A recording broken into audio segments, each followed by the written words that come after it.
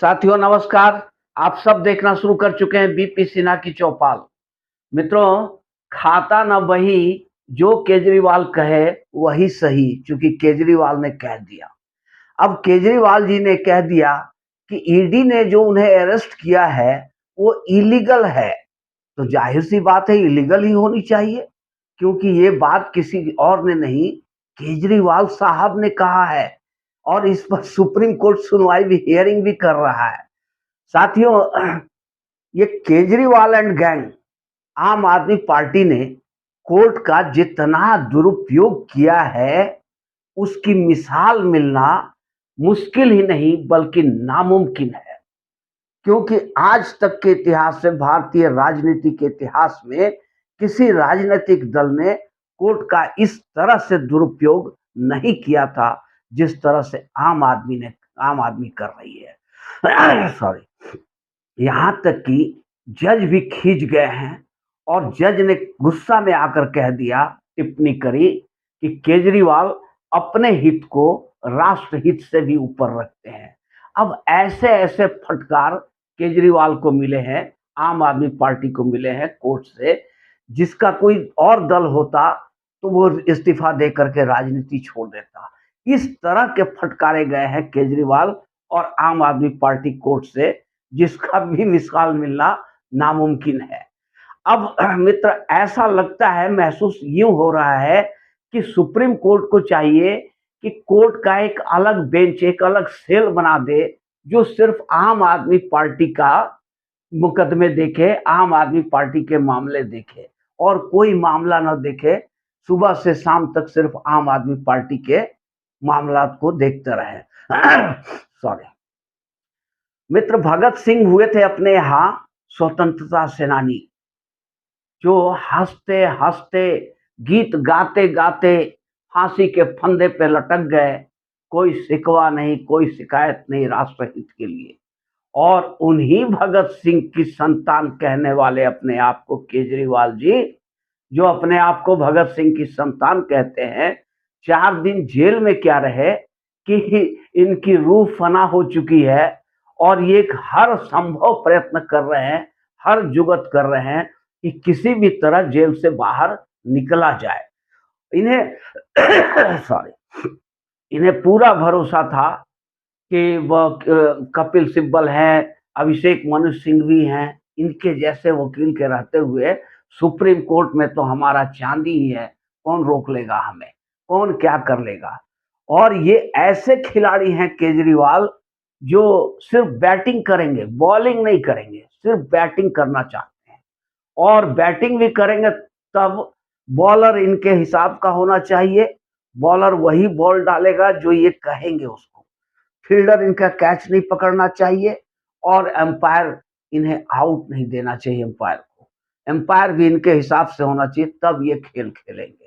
ये हाल है Kejriwal and gang का। और ये कहते हैं अपने आप को लोकतांत्रिक, और मोदी जी को डिक्टेटर, तानाशाह कहते हैं। और तानाशाही क्या होता है ये केजरीवाल खुद दिखा रहे हैं।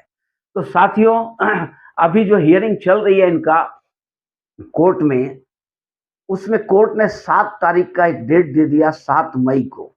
और ये कहा कोर्ट ने कि भैया 7 मई को ईडी आप भी तैयार होकर के आइए, और केजरीवाल के अभिषेक मनु सिंघवी को भी कहा कि आप भी रेडी होकर आइए।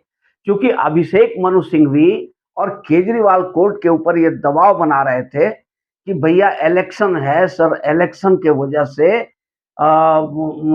आचार संहिता लगने के बाद केजरीवाल को गिरफ्तार किया गया है, जो कि अनुचित है, अन्यायपूर्ण है और बराबर का मौका नहीं मिल रहा है केजरीवाल को चुनाव लड़ने का। तो जब चुनाव प्रचार करना का टाइम आया तो इन्हें उठा करके जेल में डाल दिया गया, ताकि केजरीवाल चुनाव प्रचार ना कर सके। इसलिए ये गिरफ्तारी ही इलीगल है और ये आचार संहिता लगने के 4 दिन के बाद इनकी गिरफ्तारी हुई है। ये दलील अभिषेक मनु सिंघवी और केजरीवाल ने कोर्ट में रखा। कोर्ट इस पर हियरिंग करता रहा। सुनवाई करने के बाद कोर्ट ने कहा कि भाई देखो, ये इतना जल्दी इस मामले में फैसला नहीं आ सकती है, इतना जल्दी में ये इसमें फैसला नहीं दिया जा सकता है, इसमें समय लगेगा। आप ये बताओ कि दिल्ली में इलेक्शन कब है?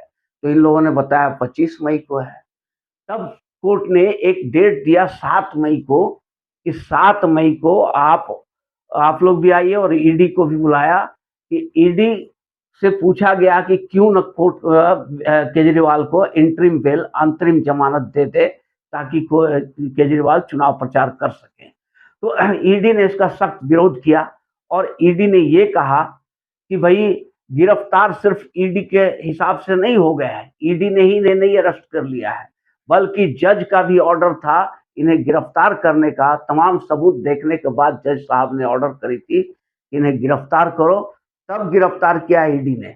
इसलिए सिर्फ ईडी का कोई बात नहीं है इसके अंदर में, और ईडी इसकी सख्त विरोधी है कि केजरीवाल को अगर जमानत मिल जाता है तो फिर सारे सबूत तहस-नहस हो जाएंगे और फिर इस केस को आगे बढ़ाना बेहद मुश्किल हो जाएगा। क्योंकि केजरीवाल जिस दबंग अंदाज में काम करते हैं, उनको किसी संस्था को, किसी डिपार्टमेंट को कुछ समझते ही नहीं है।